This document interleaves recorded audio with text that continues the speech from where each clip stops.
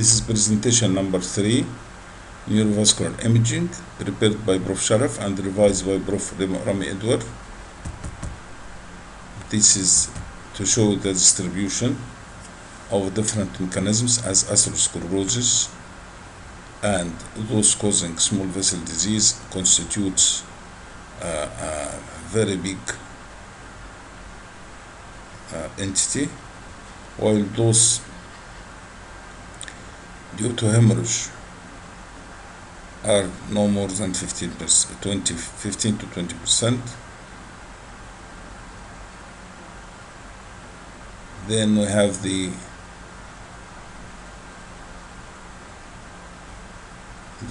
those due to heart disease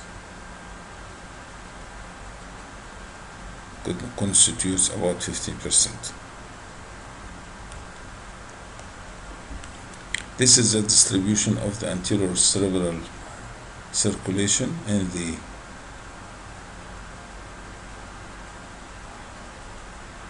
at the mid-level, infraventricular,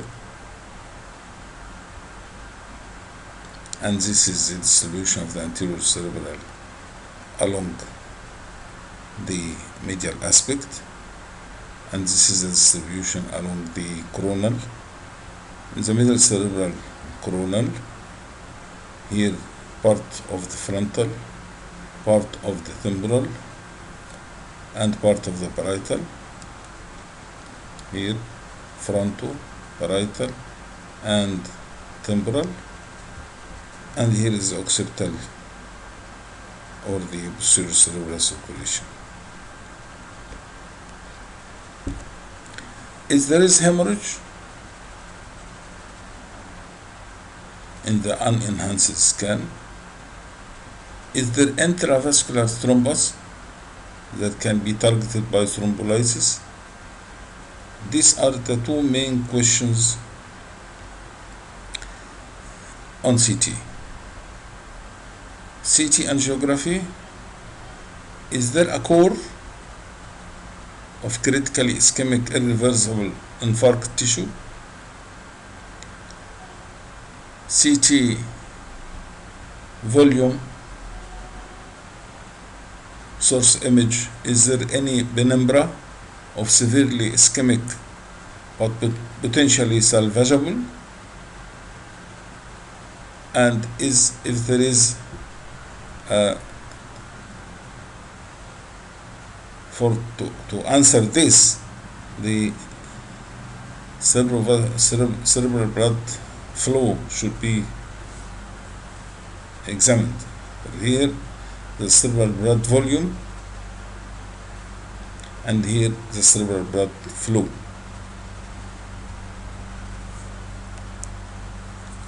Technique for optimal non-contrast, no reconstruction artifacts, and now the multi-detector CT can avoid such reconstruction artifacts. Slow table speed, 5 to 8 millimeter per second, rapid gantry rotation, smallest possible focal spot setting. This will be easy to detect whether hemorrhage or not. Stroke, if there is ischemic infarct, the early ischemic signs include, and this is sometimes referred as EIS, early ischemic signs, focal parenchymal hypodensity, insular ribbon, lenticular nuclei, if there is cortical swelling with sulcal effacement, loss of the gray water interface, hypertense artery sign. These are the main signs of early ischemic signs. Here, hypodensity of the left insula, and this is called the insular ribbon sign. Insular ribbon sign is to see hypodensity at the insula. Here we get hypodensity compared to the other side, hypodensity of the region of the lentiform nucleus as well as the region of the caudate. This is called hypodensity of the lentiform, or hypodensity, focal hypodensity. Here there are many sulci seen. Here sulci are obliterated, and this is called the cortical swelling with sulcal effacement. Cortical swelling with sulcal effacement. These are two signs in one slide, and the other sign seen before here, insular ribbons, that is narrowing of the sylvian fissure. And here how to detect early ischemic change by seeing a vessel dense vessel. Dense vessel may be middle cerebral as here, and of course if we can compare this area with this area, there is definitely right insular cortex attenuated and slightly decreased density of the right lentiform nucleus. I think it's not evident, but mainly we have the vessel. Here is the hyperdense vessel sign of the right middle cerebral artery, and here is the vanishing basal ganglia sign. You can't differentiate lentiform from globus, and this is called the vanishing basal ganglia sign. Something extensive here, cortical ischemic infarct with involvement of the basal ganglia, and this is called the vanishing basal ganglia sign. Here we have loss of the cortical sulci, and as well as loss of the cortical or gray white matter interface differentiation. There is no differentiation. The whole area is of the same density. So cortical sulci obliterated, loss of gray white matter differentiation, and there is some attenuation of the right lateral ventricle. This is ischemic infarct. Here we can have the dense basilar artery sign. This is a basilar artery, it appears dense, and CTA confirmed that there is clot inside the artery at this site. So by non-contrast CT, we confirmed the presence and the absence of hemorrhage and the presence of ischemia, and we have noticed the early ischemic signs, EIS, and also by CTA we confirmed the presence of thrombus or not, and if thrombus, if it is if can be removed or not. Here is another case. This is the distribution of the left middle cerebral artery, effacement of cortical sulci, large low density area, non-differentiation of the basal ganglia, vanishing basal ganglia sign, and some attenuation of the left lateral ventricle is seen. Here is we have hyperdense basilar artery,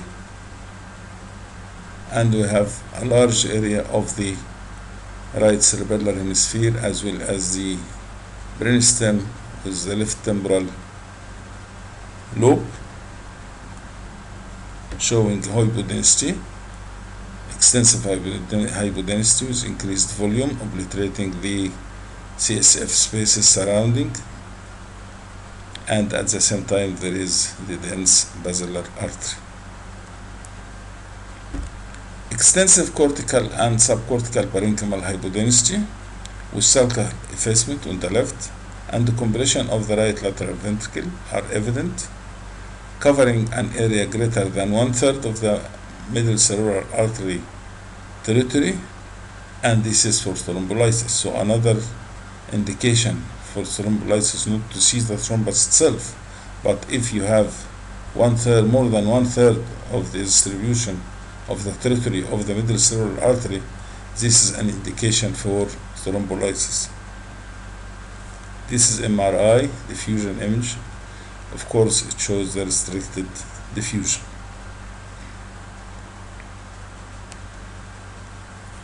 Acute left middle cerebral artery stroke. Now we come to the word penumbra. Penumbra is the normal brain tissue at risk around an infarct. Now where is the infarct and where is the penumbra?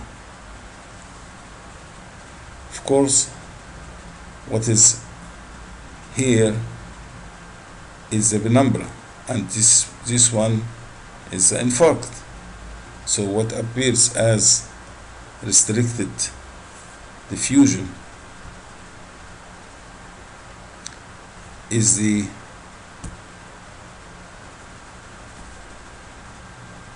infarct, the core, and what appears surrounding, exerting its pressure, is the penumbra. Of course, some of this is due to water, edema, and this is called the T2 shines through. So it is not totally the core, but it represents that there is a core and there is penumbra, although not exact site, not the exact extension.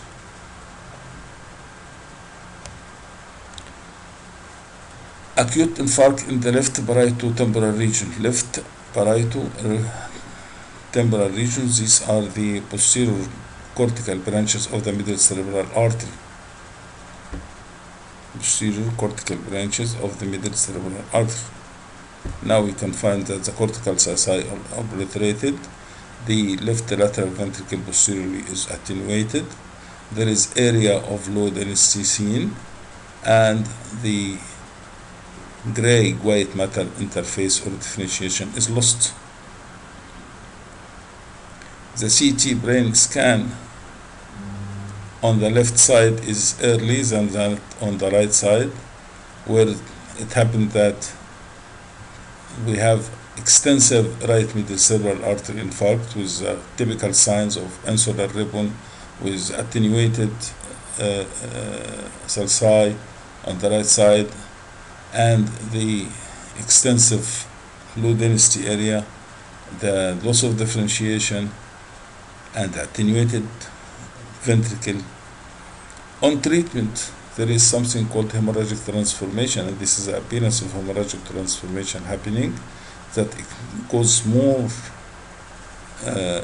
shift of midline to the left, and of course the right lateral ventricle is definitely attenuated, and a non-contrast CT is the one to see the hemorrhage.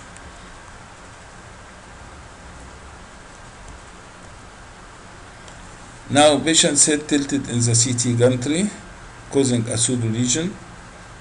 This is sometimes happening. So we have the left frontal hypodensity due to beam hardening artifact on the left, while on the right it is due to tilt of the gantry. So we don't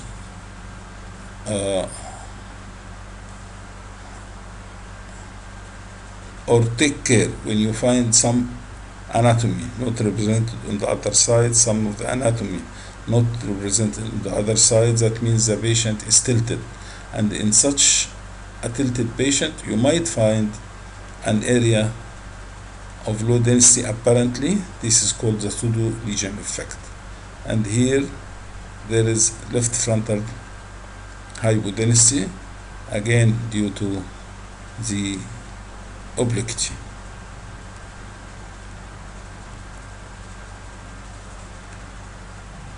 This bilateral occipital hypodenesis, this is called the fogging effect. It resolved, edema is replaced by macrophages and new capillarity within the infarct tissue. Infarct reappears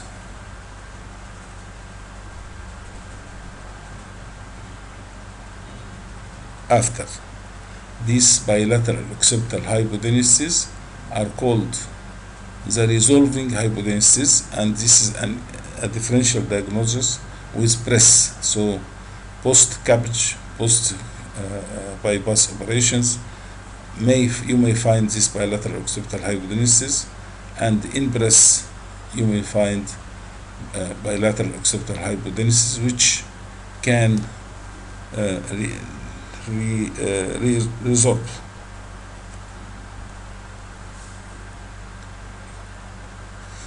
According to the window you are using and the level you are using, you might be sometimes surprised by areas of hypodenesis and hypointenesis, which may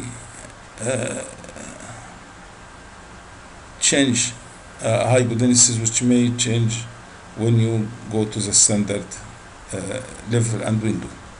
So obliquity and change of windows and level may cause some artifacts. Thus, in this case, for example, on the left side, the window and level are standard. On the other side, the window and level are lower. And this in the lower window and level, we are able to check that there is an area of hypodenesty in this site, where it is hardly seen in the standard. So change of the window, change of the level can help to visualize faint hypodenesis hardly recognized on standard examinations. Here we have standard non-contrast CT setting versus a non-standard one. In the non-standard, on the bone window 1, we were able to see this hemorrhage different from bone, while in the standard here they are almost invisible. So change into bone window may sometimes be able, you may be sometimes able to discriminate between hemorrhage and bone. And this one is also small, but there is right subdural convexity hematoma. So in this context of windows and level, if we use lower windows and level, this will accentuate parenchymal hypodenesis. If we use window levels and for bone windows and levels, we will be able to differentiate hemorrhage from bone. So for parenchyma, you change to low. For the bone, for the hemorrhage near to the bone, you change to the bone window. Subacute infarct in the right anterior cerebral artery territory. It is now evident on the left side that there is an infarct, and this infarct is extensive and it is band-like, while in the diffusion weighted images it is represented by restricted diffusion. Of course, the area of restriction is coinciding almost to the region of the involved non-contrast CT scan. Subacute infarct in the right anterior cerebral artery territory. Thank you.